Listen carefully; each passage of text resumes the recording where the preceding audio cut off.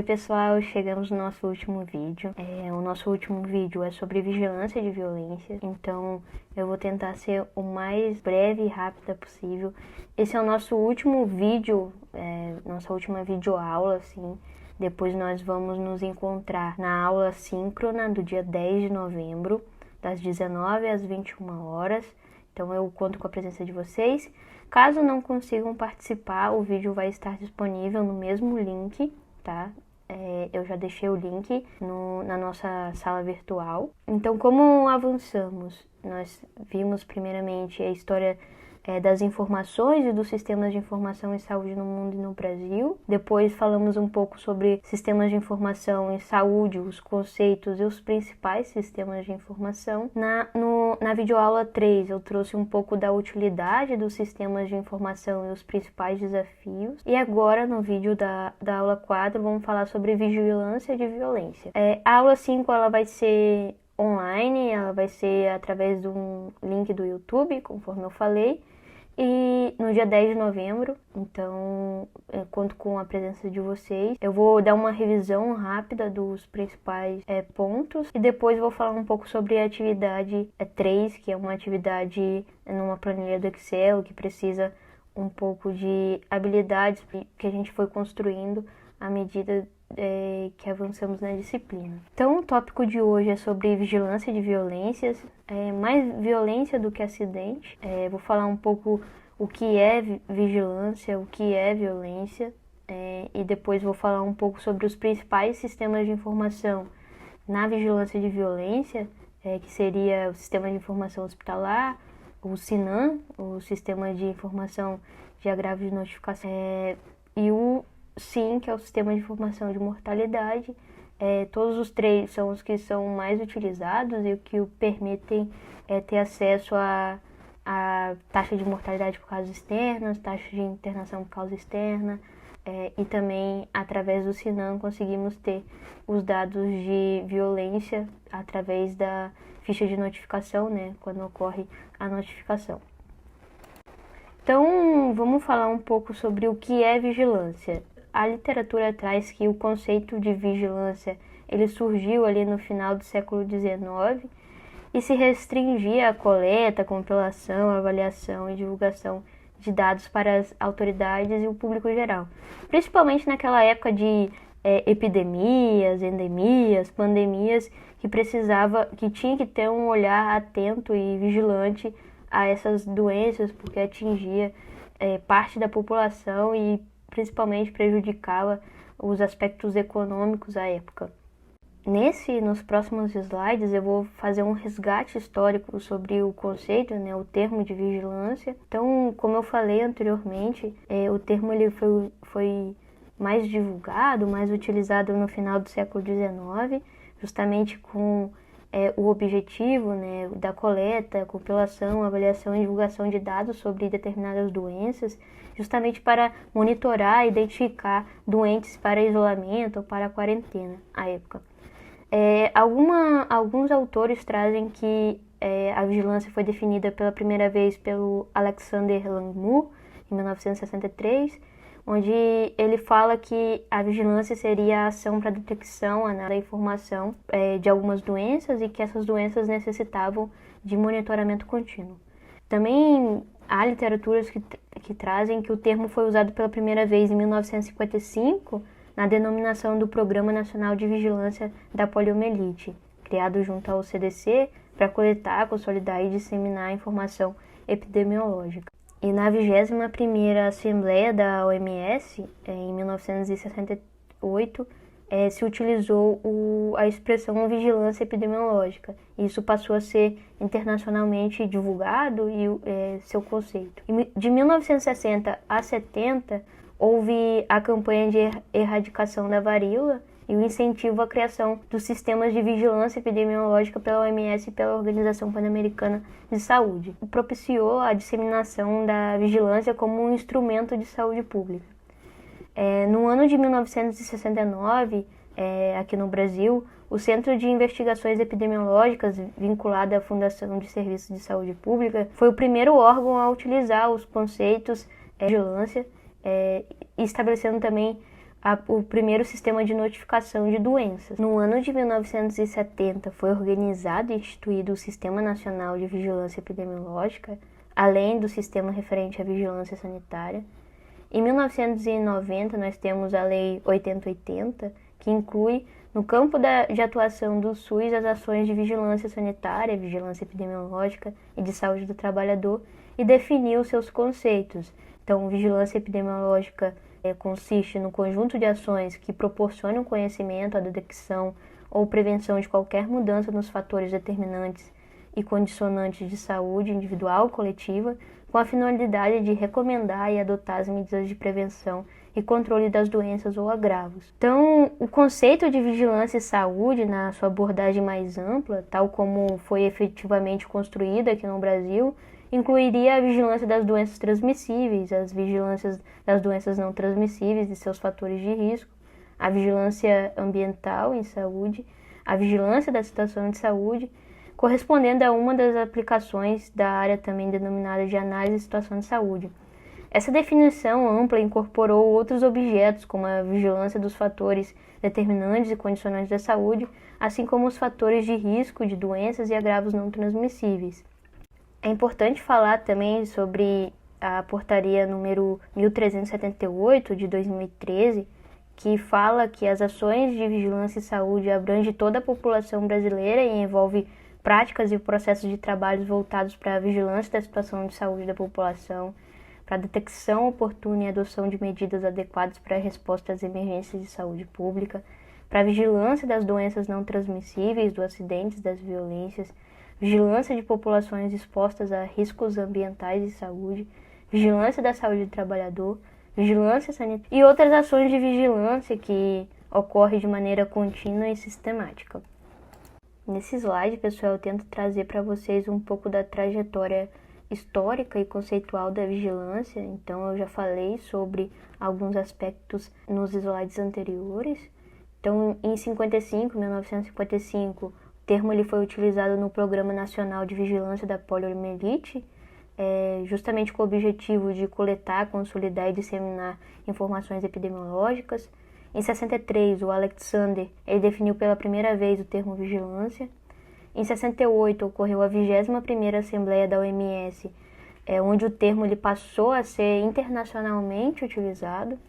Da década de 60 a 70, ocorreu a campanha de erradicação da varíola e o incentivo para a criação de sistemas de vigilância epidemiológica pela OMS e pela Organização Pan-Americana de Saúde. Isso ajudou na disseminação da vigilância, não só do conceito, como das práticas também. No ano de 69, teve a criação do Centro de Investigações Epidemiológicas, vinculado à Fundação de Serviços de Saúde Pública, que foi o primeiro órgão a utilizar os conceitos e práticas e também estabeleceu o primeiro sistema nacional de notificação de doenças. No ano de 75, por recomendação da 5ª Conferência Nacional de Saúde, foi organizado e instituído o Sistema Nacional de Vigilância Epidemiológica. Em 77, o Ministério da Saúde elaborou o primeiro Manual de Vigilância Epidemiológica e no ano de 1990, temos a criação, a Lei 8080.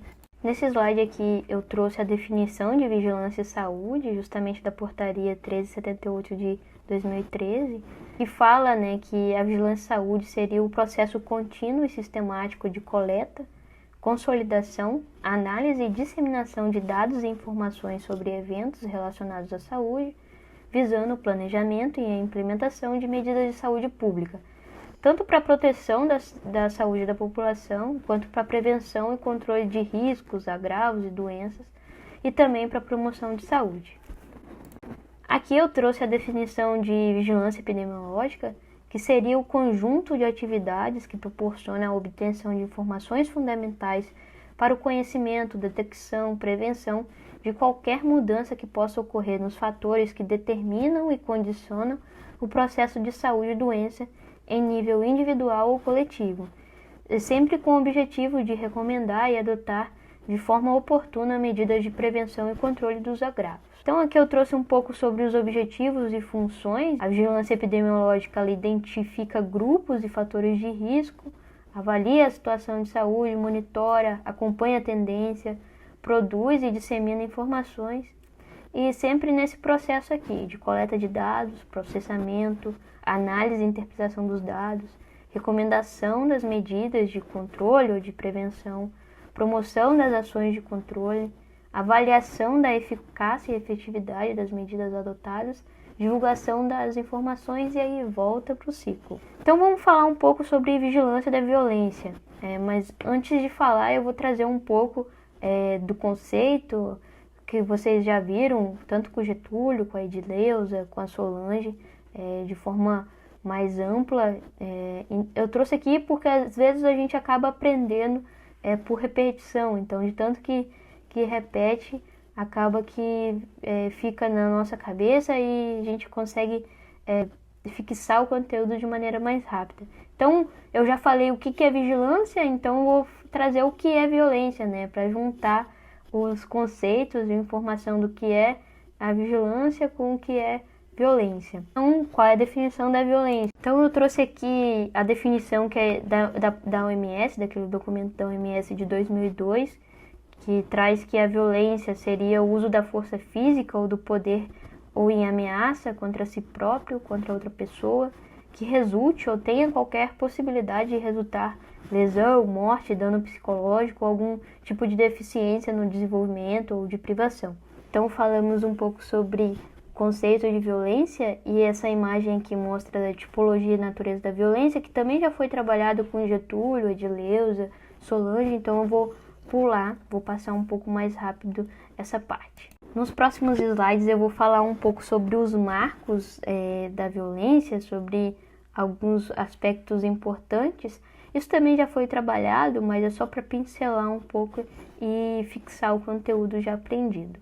Então vamos lá. Em 1998 a 90 nós temos dois marcos. Constituição Federal, onde no artigo 5 fala que todos são iguais perante a lei, sem distinção de qualquer natureza. Também temos aquele artigo que fala sobre que a saúde é direito de todos e dever do Estado. Temos também a Lei 8080 de 90. Em 1990 também temos o Estatuto da Criança e do Adolescente, instituído pela Lei 8069, que estabeleceu a comunicação de violência praticada contra a criança e adolescente como obrigatória. Em 94 nós temos a Convenção de Belém do Pará, que faz o estímulo aos estados a adotar medidas de enfrentamento à violência contra a mulher. No ano de 2000, nós temos um aumento no número de óbitos por causas externas e número de internações. Em 2001, nós temos a Política Nacional de Redução da Morbimortalidade por Acidentes e Violência.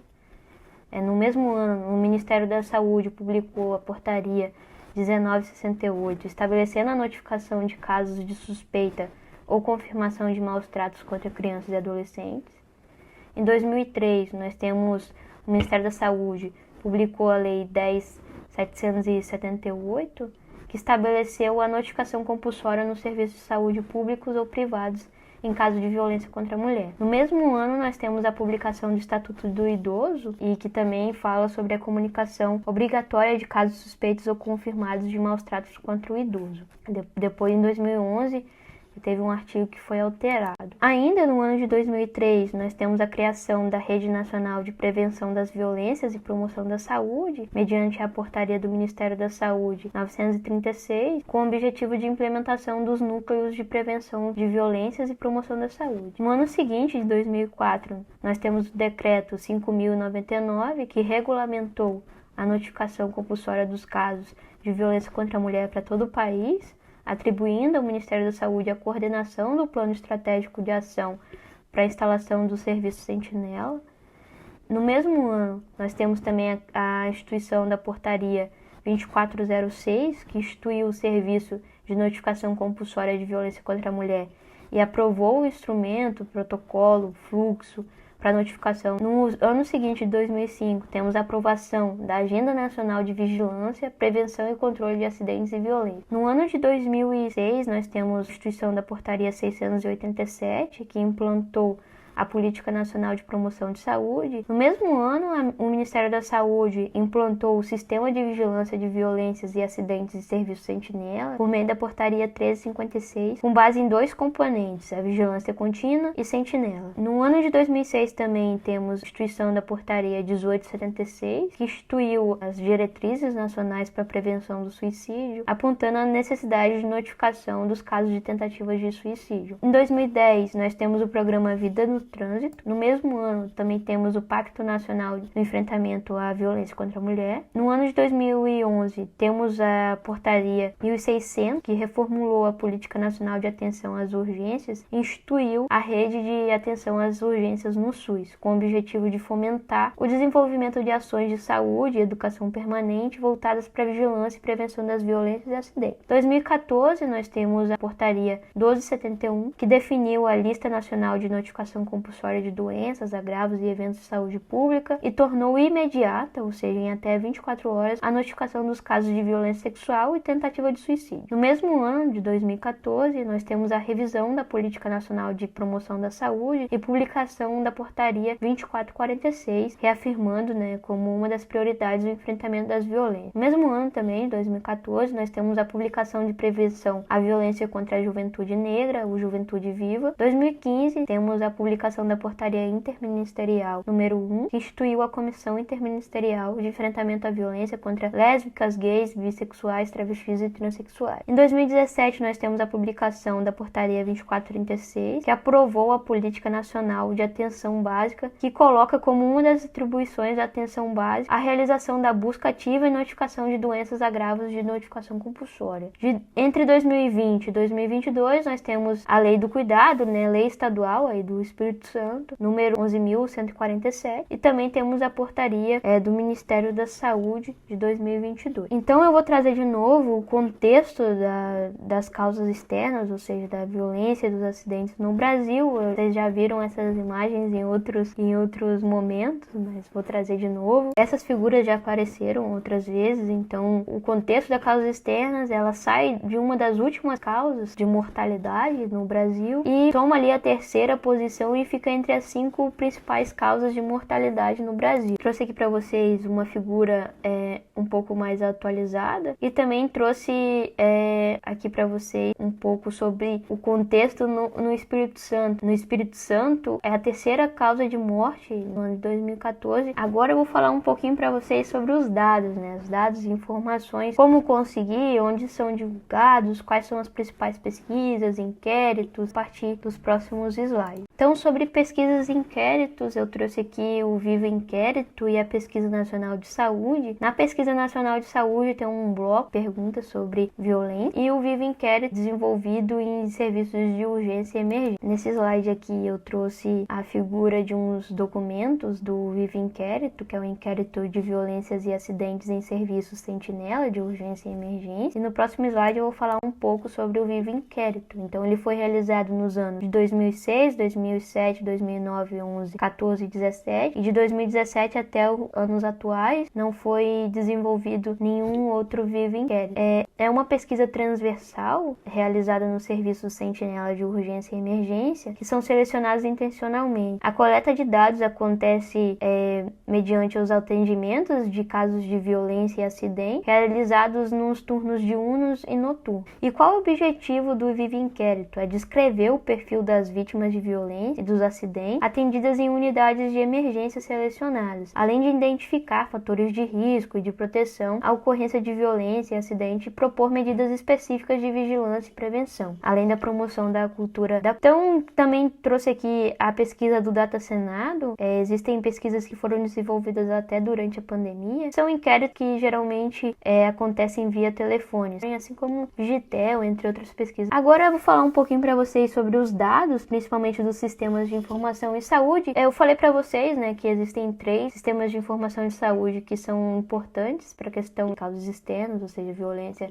e acidentes, que seria o SIM, o Sistema de Informação de Mortalidade, o SIH-SUS, que é o Sistema de Informação Hospitalar, e o SINAM, que a gente consegue obter os dados de violência através do preenchimento e registro da ficha de notificação. Então, falando um pouco sobre violência e sistema de informação em saúde, no Brasil, o monitoramento, ou seja, a vigilância da violência para fim de vigilância epidemiológica, é realizado por meio de dados de pesquisas, inquéritos, mas principalmente por meio dos sistemas de informação em saúde, como o SIH, SIM, SINAM, ou seja, mediante a análise das declarações de óbito, autorização de internação hospitalar e preenchimento das fichas de notificação. Informações importantes, e acho que isso vocês já ouviram em outras aulas, que a ficha de notificação é um instrumento de cuidado e não é um instrumento de denúncia. A ficha de notificação ela é individual e o preenchimento da ficha de notificação é obrigatório para os equipamentos da saúde, educação, conselho lá. Agora vamos falar um pouco sobre eu trouxe aqui os três principais sistemas de informação. Eu vou começar um pouco sobre o sistema de informação hospitalar, depois eu falo sobre o SINAM e depois eu falo sobre o SIM. Então, o sistema de informação hospitalar ele permite ter acesso aos dados sobre morbidade hospitalar do SUS, ou seja, do Serviço Público de Saúde. Então, a gente pode gerar relatório de causas externas por local de internação ou local de residência. Permite, então, a estratificação por região, estado e município. Também permite a estratificação por grupo ou categoria de causa. Algumas desvantagens, né? Não cobre os registros de internações das instituições privadas. Então, os dados eles se referem somente ao SUS, ao Serviço Público. Então, como acessar os dados do Sistema de Informação Hospitalar? Primeiro, você acessa o Tabnet DataSUS, depois clica na aba de epidemiológicas e morbidade, e a primeira opção que vai aparecer é morbidade hospitalar do SUS, SIH-SUS. Depois vai aparecer a tela que está aqui no número 3, que vocês vão clicar causas externas ou por local de internação ou por local de residência. E aqui vai aparecer essa tela, a número 4. Vocês podem acessar os dados conforme a necessidade de vocês. Trouxe aqui algumas publicações sobre a violência utilizando o sistema de informação hospitalar. O monitoramento das causas externas pode ser feito pelo sistema de informação. Agora eu vou falar um pouquinho sobre o sistema de informação de agravos de notificação. Lembrando, né, pessoal, que aí no Espírito Santo nós temos o eSUS-VS, o eSUS Vigilância e Saúde. Então a notificação ela é feita nesse eSUS-VS. Eu estou falando para vocês porque em outros estados não tem o eSUS-VS, o eSUS-VS é capixaba. Então ocorre a notificação através do SINAM de maneira online. Então o SINAM ele permite ter acesso aos dados sobre a ocorrência de violência, pode gerar relatórios dos acidentes e também de violência interpessoal e autoprovocada a partir do registro da notificação e disseminação dessas informações através do Tabnet DataSUS. Esses dados, essas informações, elas podem ser estratificadas por região, estado e município.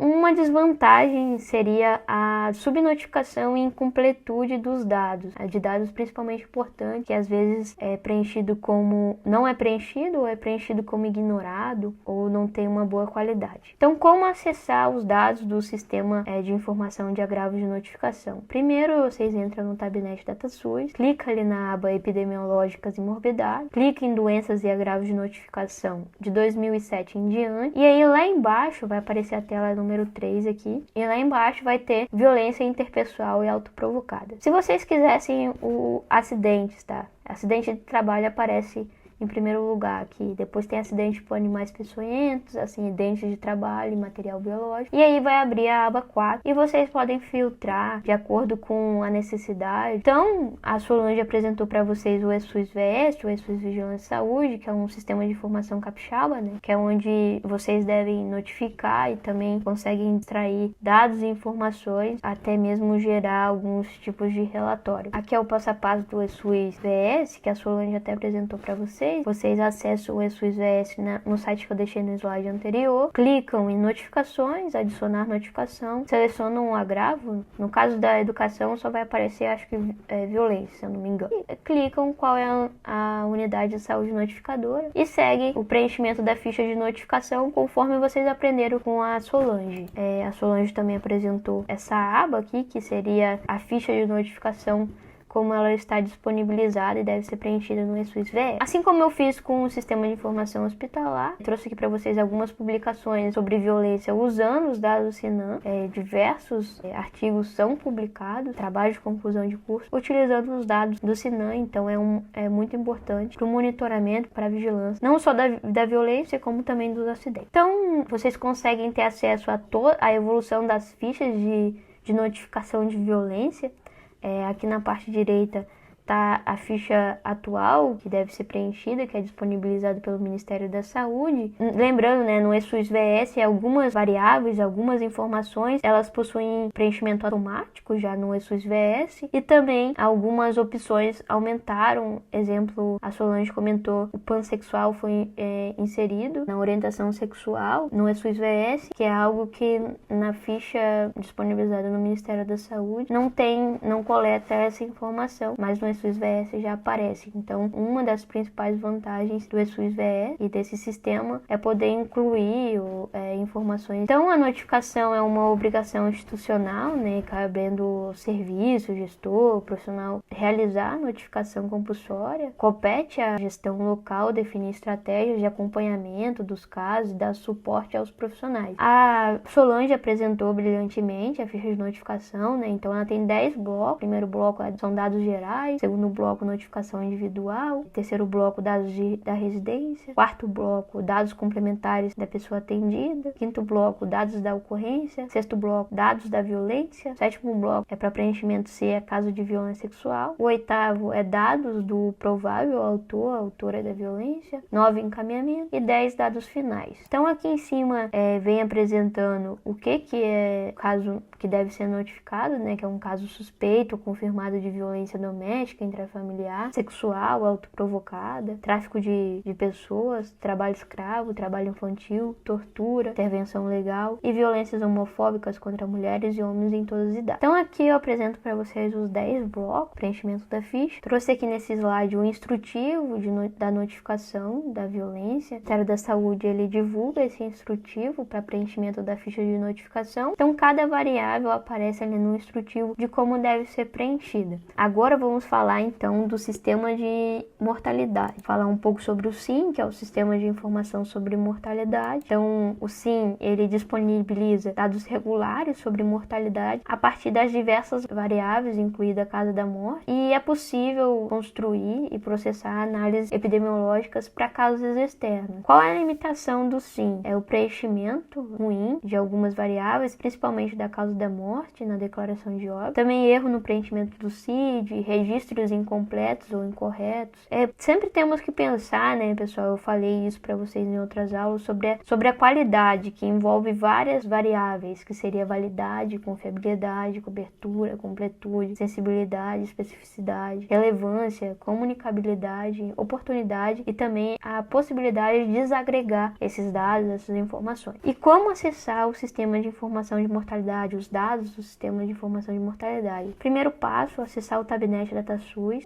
Clica aqui em estatísticas vitais, aí vocês vão poder também acessar os dados do SINASC, mas agora é o SIM. Então, clique em mortalidade e aí vai aparecer essa abinha, essa aba 3. E aí vocês podem clicar em óbitos por causas externas, que aqui a gente está falando de acidentes e violência. E vai aparecer essa aba aqui, a aba número 4, que vocês podem filtrar as informações que forem pertinentes ao seu estudo, ao seu interesse. Falar um pouco sobre publicações de violência usando o SIM. Alguns pesquisadores usam o SIM para analisar causas externas com esses dados. Então eu trouxe aqui 2 exemplos, um falando sobre completude e outro falando sobre confiabilidade. Falando um pouco sobre produção de informação e conhecimento sobre violência a partir dos dados do SINAM e do SIM, eu vou trazer para vocês um pouco sobre o Atlas da Violência, que é divulgado anualmente pelo IPEA e pelo Fórum Brasileiro de Segurança Pública. Trouxe aqui para vocês uma linha um pouco histórica, breve, sobre o Atlas da Violência. Esse slide ele já apareceu em outras aulas, mas eu trouxe ele por outro motivo. ele é um dado do Atlas da Violência de 2021, que mostra o número de homicídios e a taxa de homicídios.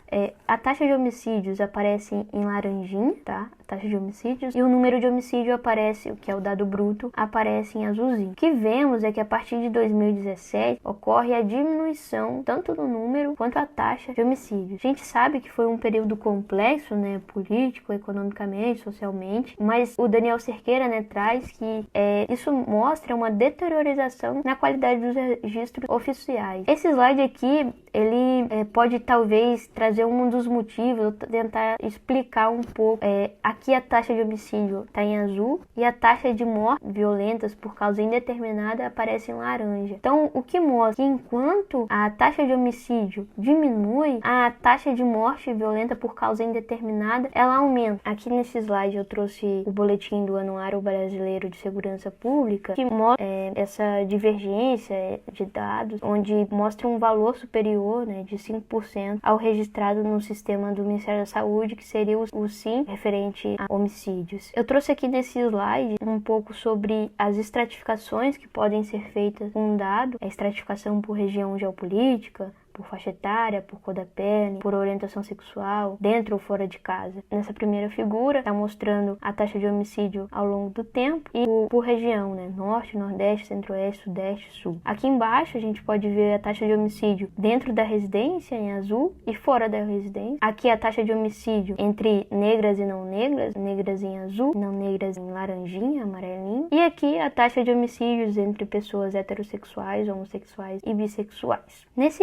slide aqui eu trouxe para vocês um pouco bem breve sobre o aplicativo NoteViva, porque eu deixei um vídeo só sobre o aplicativo explicando como utilizar. O aplicativo NoteViva, ele foi lançado em 2022 como um resultado de uma parceria entre a Universidade Federal de Minas Gerais e o Ministério da Saúde. Qual a finalidade do aplicativo? Seria capacitar profissionais da saúde, educação e assistência social para o reconhecimento dos casos de violência, orientar sobre o correto preenchimento da ficha de notificação e apoiar os encaminhamentos dos casos suspeitos ou confirmados de violência. Também coloquei aqui sobre o aplicativo Forradão UFES, um aplicativo lançado no presente ano, como resultado de uma parceria entre diferentes organizações, instituições e associações. Para saber mais, pode clicar nessas matérias que eu deixei aqui ao lado. Mas a professora Roseli, creio que vai falar um pouco na disciplina dela sobre o aplicativo. Então era isso, pessoal, por hoje. Desculpa eu me estender, desculpa o vídeo longo. Eu ia falar brevemente sobre alguns pontos, mas caso de dúvidas, eu estou à disposição. Podem me procurar, deixar dúvidas no fórum.